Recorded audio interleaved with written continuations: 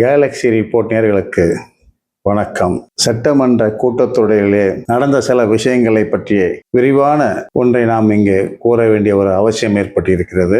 மேலும் இந்த கூட்டத்தொடரில் நடைபெற்ற சுவாரஸ்யமான நிகழ்ச்சிகள் பலவை இருந்தாலும் கூட்டத்தொடரின் இறுதி நாளான முதல்வரின் உரை வரலாற்றில் பொறிக்கப்பட வேண்டிய ஒரு நிகழ்வானதாகவே இங்கே நாம் இதை கூறிக்கொள்ள வேண்டிய ஒரு அவசியம் ஏற்படுகிறது. அதாவது கடந்த 5 ஆண்டுகளில் திமுகவின் ஆட்சி காலத்திலே வசூல் ராஜா MBBS என்பது போல உதயநிதியின் நடவடிக்கைகள் இருந்தாலும் தமிழக வெற்றி கழகம் புதியதாக பொறுப்பேற்ற பிறகு அதே உதயநிதி அவர்கள் பல் மருத்துவர் போல வாயை மூடி இருக்கீங்க, வாயை தரீங்க அப்படின்னு அடிக்கடி ஒரு தேவையற்ற ஒரு வார்த்தைகளை கூறியதாக தான் நாம் இங்கே அதை அறிய முடிகிறது.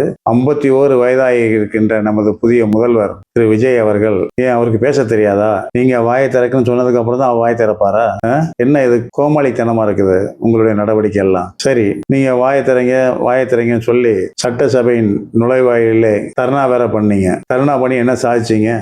மீண்டும் அதே தான் வசைப்பாடல். நீங்க வாயை திறக்கல, நான் உங்க பல்ல பார்க்கல, ஏன்னா பல் மருத்துவர் நினைச்சுக்கிட்டு நீங்க பண்ணீங்களா என்னன்னு தெரியல எங்களுக்கு. இது போன்ற வேடிக்கை மனிதர்களை பார்க்கின்ற ஒரு அவலம் உங்களிடம் இருந்தன என்பதை தான் நாம் இங்கே வன்மையாக கூற வேண்டிய ஒரு அவசியம் இருக்கிறது. சரி, இறுதி நாளில் முதல்வரின் உரை சிங்கத்தின் கர்ஜனை போல இருந்தன. இந்த உரையை கேட்டு நடுங்கிய நீங்கள் அவருக்கு பதில் அளிக்கக்கூடிய வகையிலே அல்லது அதற்கான காண வேண்டிய பதிலையாவது நீங்க சொல்லிட்டு போயிருக்கலாம். இவர் பேச ஆரம்பிச்சதும் சிங்கம் சிங்கிளாக வரும்னு சொல்லுவாங்க. அது மாதிரி இவர் சிங்கிள் மேனா இருந்து பேசும்போது உங்கள் படைகளால் அதை தாக்கு பிடிக்க முடியல. நீங்க ஓடிய விதத்தை பார்க்கும் பொழுது புறமுதுகை காட்டி ஓடிய வீரர்களைப் போல நீங்க ஓடினீர்கள் என்பதை எங்களால் அறிய முடிந்தது. அதாவது எவ்வளவோ விஷயங்கள் இருக்கு, அதையெல்லாம் ஒருத்தர் பேசினாதான் எல்லாம் சாதிக்க முடியும், செய்ய முடியுன்றது அவசியம் கிடையாது.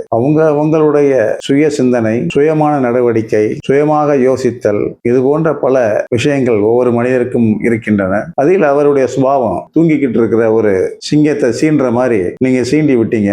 அவருடைய கர்ஜனையில் நீங்க எல்லாம் காணாம போயிட்டீங்க. இதுதான் நடந்தது. இதெல்லாம் பார்க்கும்போது தன்வினை தன்னை சுடும் என்பது போல இதே திமுகவின் ஆட்சியிலே கலைஞர் அவர்கள் முதல்வராக இருந்த பொழுது அதிமுக எதிர்க்கட்சியாக செயல்பட்ட காலங்களில் நமது மறைந்த முதல்வர் செல்வி ஜெயலலிதா அம்மா அவர்கள் பட்ட கஷ்டங்கள் எல்லாம் நாடே பார்த்தது. தொலைக்காட்சி மூலமாக அவர்களை மானபங்கப்படுத்துகின்ற விதமாக திமுகவின் நடவடிக்கைகள் இருந்தன. அவரின் புடவையை பிடித்து இழுத்து அவர்களை கீழே தள்ளி சட்டசபையின் இருக்கையின் கீழ் அவர்கள் விழுந்தவுடன் அவர்களை திமுக MLAக்கள் அனைவரும் காலால் உதைத்து மிதித்து கொடுமைப்படுத்திய சம்பவம் எல்லாம் தமிழக மக்கள் இப்போ இல்லை, எப்பவும் மறக்க மாட்டாங்க. ஏன்னா அந்த நிகழ்வுகள் பசுமரத்து ஆணி போல ஒவ்வொரு மனிதனுடைய ஞாபகங்களிலும் நிலைத்திருக்கின்றன. அதாவது உங்களுக்குன்னா ரத்தம், மற்றவங்களுக்குன்னா தக்காளி சட்னி என்கின்ற ஒரு காமெடி போல நீங்கள் நினைத்து கொண்டிருக்கிறீர்கள். ஆனால் உலகம் அப்படி அல்ல.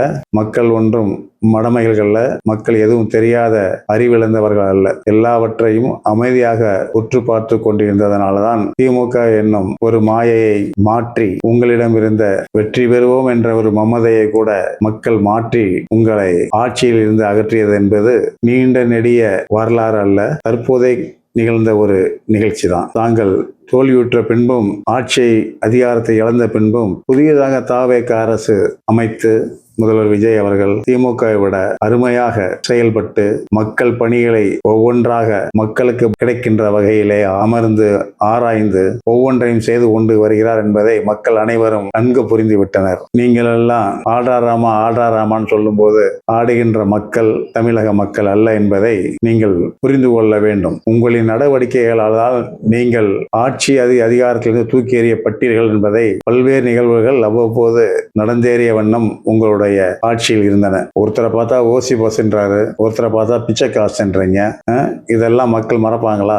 யோசிக்கணும். மக்களின் வரி பணத்தில் வாழ்கின்ற நீங்கள் மக்களின் கரிசனத்தை நீங்கள் காணவில்லை. அதற்கு மாறாக மக்களின் மனங்களை சிதைக்கும் விதமாக நீங்கள் நடந்து கொண்டீர்கள் என்பதை மக்கள் இன்றளவும் மறக்கவில்லை. உங்களுடைய ஆட்சி அதிகாரம் முடிஞ்சது, பரவாயில்ல இருக்கட்டும். இனி நடக்கக்கூடிய ஒரு புதிய அரசு மக்களுக்கான அரசுன்னு சொல்றாரு. மக்களுக்கு என்ன சேவை செய்யறாருன்னு நீங்க பார்த்துக்கிட்டு அந்த ஒரு 2 வருஷம் 3 வருஷத்துக்கு அப்புறம் உங்களுடைய மக்களின் நிறை குறைகளை நீங்க எடுத்து சொன்னீங்கன்னா நீங்கள் மெச்சப்படுவீர்கள். அது உங்களுடைய அரசியல் பணிக்கு ஒரு அத்தியாயமா கூட இருக்கலாம். இதை விட்டுட்டு கல்யாணம் முடிஞ்சு விருந்துகளே முடியவே இல்லை, அதற்குள்ள எங்கே குழந்தை என்று கேட்பது போல ஒரு வேடிக்கையான மனிதர்கள் போல நீங்கள் செய்த விதம் மக்களின் மனங்களிலிருந்து அகலவில்லை என்பதுதான் இங்கே கூறிக்கொள்ள வேண்டும். தன்வினை தன்னை சுடும் என்பது போல உங்களுடைய காரியங்களே உங்களை சுடுகின்ற நோக்கில் சென்று விட்டன என்பதுதான் இங்கே நாம் தெளிவாக கூறிக்கொள்ள வேண்டும். அமைதியாக இருந்த முதல்வரை சீண்டி விட்டு அவரை வாய் திறக்க வலியுறுத்தி நீங்கள் அவர் வாய் திறந்ததும் வந்த வழி தெரியாமல்